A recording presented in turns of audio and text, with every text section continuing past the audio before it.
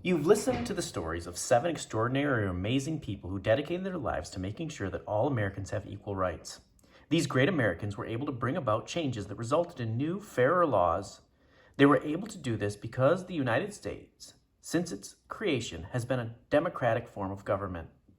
This means that the citizens of the United States are involved in the political process. People can vote for political leaders who represent their interests and needs.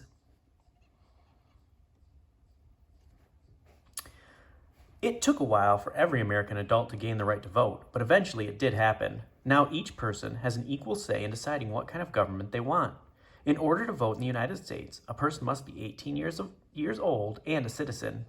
That means that he or she must have been born in the United States, have parents who are American citizens, or have been granted citizenship. People who are granted citizenship are called naturalized citizens. Naturalized citizens are people who are born in another country but have chosen to become citizens of the United States. Every 2 years and every 4 years, important elections are held. People go to places called polls to vote. As you have learned, the right to vote is called suffrage. Voters can decide who should lead the state and who should lead the nation. They can help decide if taxes or money should be raised by the government to pay for important things communities need, such as hospitals, schools, and libraries, or whether taxes should be reduced so that people have a little more money to spend. These are important choices that affect all Americans. Suffrage is a way of making sure the government is following the wishes of the people that it serves. Today, we take for granted that adult American citizens have the right to vote. We hardly think about it at all. But you have heard about the journey that people long ago went on to make this a reality. You've also heard about the obstacles that were placed in the paths along the way. Let's now review the lives of these brave people you have just learned about.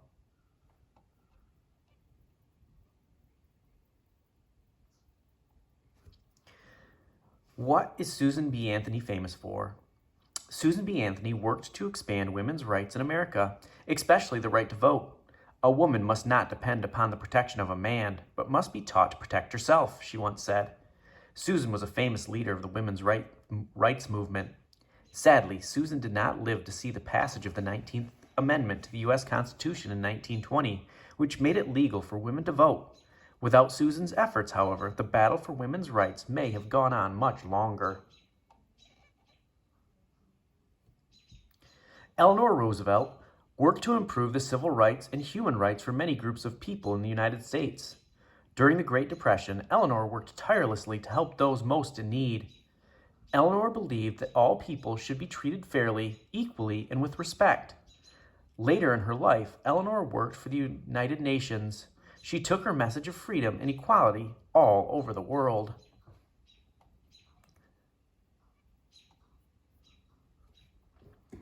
Mary McLeod Bethune worked to create educational opportunities for African Americans, especially girls, during the time of segregation. Mary opened a school that eventually became a 4-year college, and she helped many African American men gain the skills they needed to be able to vote. Mary worked closely with Eleanor Roosevelt and a talented team of African American advisors to improve opportunities for all Americans. It is said that Jackie Robinson broke the color barrier. He became the first African American to play Major League Baseball. When Branch Rickey, the president of the Brooklyn Dodgers, invited Jackie to play for his team, they both knew that they were attempting to change people's attitudes and end discrimination in American sports. In 1947, when Jackie played his first Major League game at Ebbets Field, he proved that he was not only an incredible baseball player, but he was also a man who had great courage. Jackie made the world a better place. At the end of Jackie's first season with the Brooklyn Dodgers, he was chosen to be Rookie of the Year, and baseball was finally integrated so that people of any race could play together.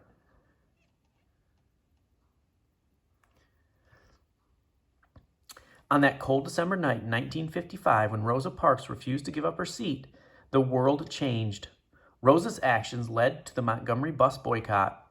The power of so many people coming together to end unfair laws ultimately led to the end of legal segregation in the South. Today, many people feel the civil rights movement really began in that moment when Rosa said, "No." That is why Rosa is called the mother of the civil rights movement. Dr. Martin Luther King Jr. was the peaceful leader of the civil rights movement. He led the bus boycott in Montgomery, Alabama. Martin promoted change and the achievement of equal rights through nonviolence. Martin's powerful speeches changed people's hearts and minds. He led the way to change laws that were 100 years old, allowing African Americans to fully participate in American society. As a nation, we honor Martin's work each year on the third Monday of the month.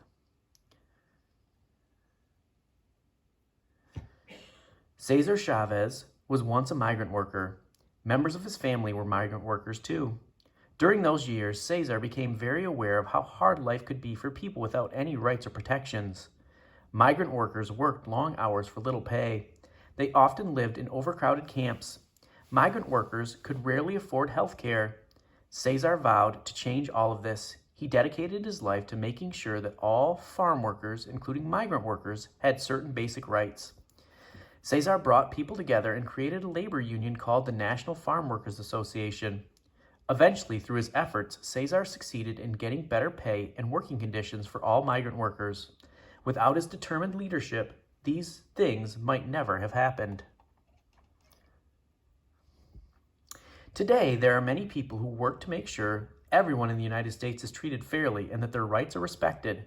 As just one example, it's important that people who have disabilities and who are challenged physically or mentally are treated fairly and equally too. People with disabilities might have trouble seeing or hearing or walking. They might need to use wheelchairs, walkers, hearing aids, or service dogs. They might have special devices to help them talk on a telephone, or they may use service dogs to guide them along sidewalks and into buildings.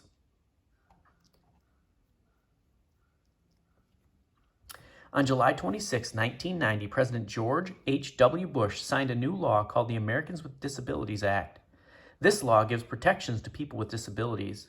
For one thing, the law states that all people should be allowed easier access to all the places people enjoy going to, such as restaurants, movie theaters, libraries, and other buildings and public places. The law also states that public transportation, such as buses and trains, must have paths and entries that are easy to manage, such as ramps, lifts, or elevators.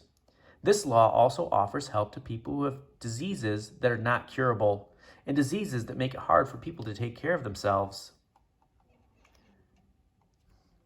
And so, you see, it's important that we stand up and recognize when people are being treated unfairly. We have just one world that we all share together. No person, because of the color of their skin, no cultural group, no religious group should ever be treated unfairly. We have a responsibility to treat all human beings with dignity and respect. As Dr. Martin Luther King Jr. once said, our lives begin to end the day we become silent about things that matter.